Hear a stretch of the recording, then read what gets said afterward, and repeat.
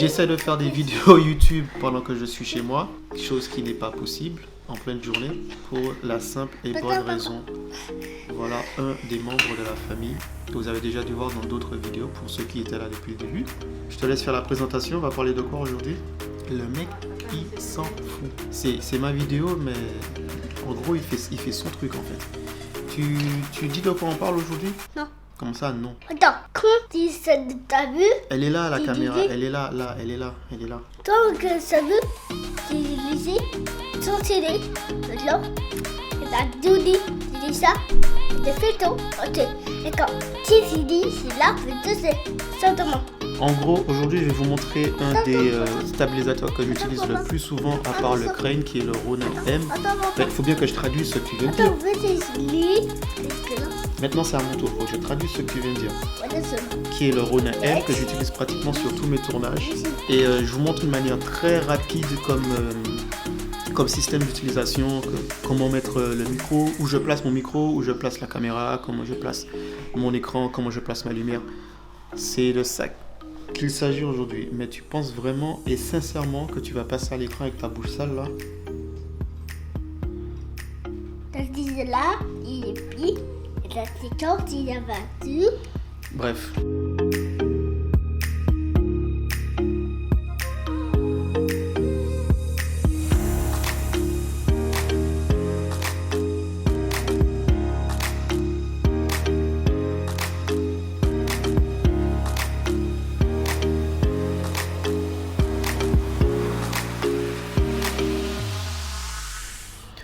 Le DJI Ronin M est un produit de chez DJI, tout simplement, de chez DJI. Et j'ai pas toujours utilisé DJI, en tout cas quand je commençais à faire mes premiers tournages. Mes premiers clips n'ont pas toujours été faits avec un assistant motorisé, hein, si je peux le dire comme ça, ou bien un stabilisateur, tout simplement. Je n'ai pas fait tous mes tournages avec un stabilisateur, on va dire mécanique, je sais pas, automatique, robotique, je sais pas comment dire ça. Je sais pas, je connais pas tous les termes. J'utilisais souvent, la plupart du temps, une cage. Je mettais dessus mon appareil et la plupart de tout ce que j'ai fait, faut que j'arrête de dire la plupart, était à la main. Donc ouais, on va dire mécanique. Ouais, plutôt c'était moi qui étais ma propre, on va dire mon propre stabilisateur. Je m'utilisais beaucoup parce qu'au début, j'avais pas encore les moyens pour me procurer une bête pareille. Donc j'y allais avec ça. Donc vous pouvez compter dessus, hein. C'est de la marque Neewer, ça coûte une quarantaine d'euros. Si vous commencez, ce qui est bien avec, c'est que tu as les poignées qui te donnent une bonne stabilisation. Tu peux y rajouter, tu vois ça là, ça c'est très utile si tu veux rajouter ton follow focus ou d'autres choses, accrocher une lumière, n'importe quoi. Et ce qui est bien, c'est qu'il y a les écrous et les vis et les trous dedans qui te permettent de mettre pratiquement tout type d'entrée d'écrou. Donc moi ici j'ai placé celui-là afin de mettre un micro. J'ai un bras ici, un bras que je peux mettre ma lumière, et pour j'ai même la possibilité d'y mettre le petit écran que j'utilise en ce moment là. Donc pourquoi j'utilise plus le Ronin M plutôt que d'autres styles de stabilisateurs? J'ai aussi le Zhiyun Crane 2, mais c'est vrai qu'en termes de stabilisation, en termes de quand j'ai vraiment besoin de faire quelque chose de vraiment précis, je préfère avoir mon Ronin avec moi plutôt, parce que la stabilisation est juste énorme quoi, en fait. Il n'y a pas photo. J'ai pas mon téléphone sur moi. Oh, je déploie mon téléphone pour faire quelques démonstrations. Mais allez, vous regarderez, je vous montre quelques images de ce que j'ai déjà tourné avec le Ronin. Dessus, comme je vous disais, j'ai l'aperture que je mets dessus, comme j'utilise comme lumière. C'est suffisant comme lumière d'appoint. Elle est super puissante. Je mets juste le diffuseur dessus pour adoucir un peu. Vous pouvez mettre dessus des... vous voyez là, les trucs de couleurs différents là. Voilà. Ça, le micro, je vous ai dit tout à l'heure, c'est le Rode. Il tient très bien la route en extérieur. Parfois j'ai l'artiste qui est en face de moi et qui chante.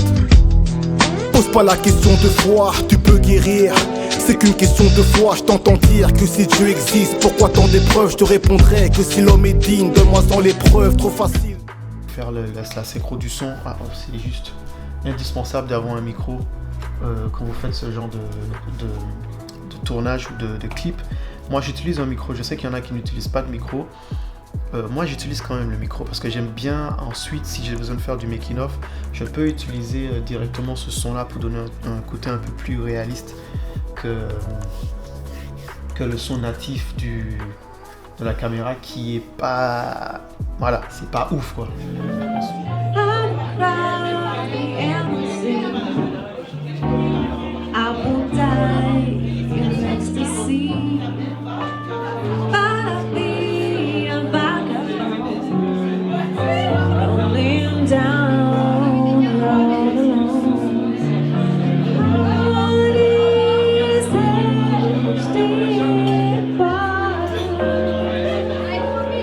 Ensuite, cet écran là, j'ai pris un écran plus grand parce que l'écran que j'avais, le Sony, celui-là, le petit écran que j'avais de chez Sony, il était trop petit.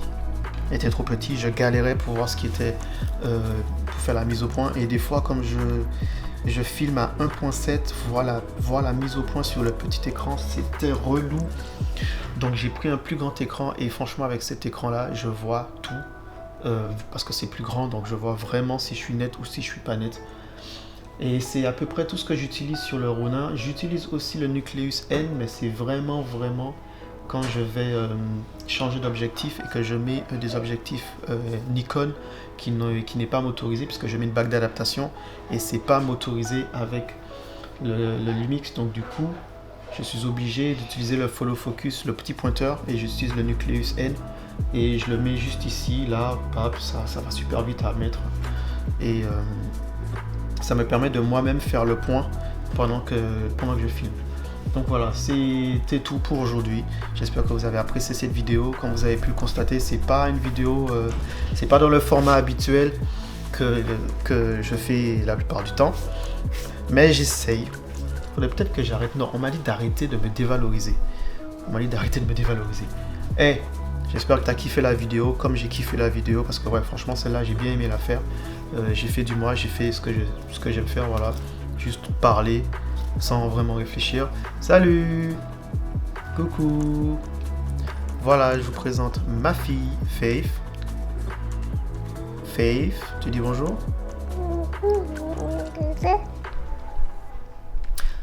Voilà la deuxième raison pour laquelle c'est très difficile de faire une vidéo à la maison. Parce qu'avec les petits pétiots là, voilà, ils veulent faire partie. Oh là, elle a carrément pris la place. Faith, tu sais que les gens vont voir ce que tu... Non, pas la main. De mon point de vue, le DJI Ronin M est un très bon stabilisateur. Ce qui est galère au début, c'est sûrement l'équilibrage.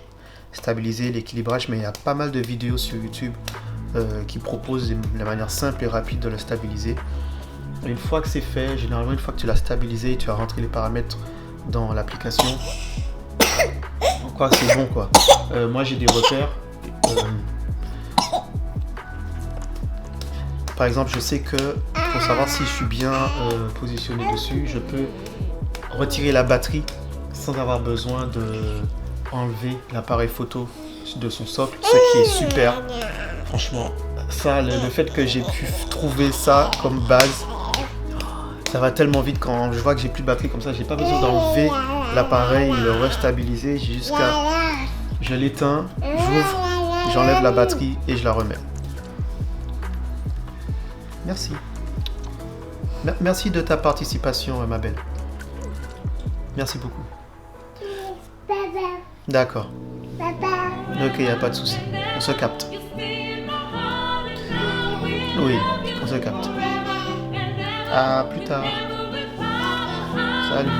Alors, c'est un investissement, c'est vrai, mais la qualité que vous allez récupérer ensuite comme rendu visuel, c'est juste énorme.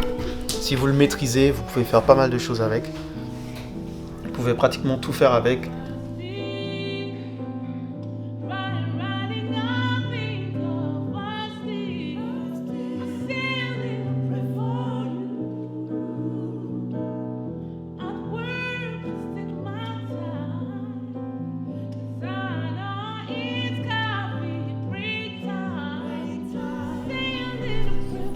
Bon, les amis, je vous dis à la prochaine fois. Tu dis au revoir. Au revoir. Au revoir. Là, regarde, ici. Au revoir.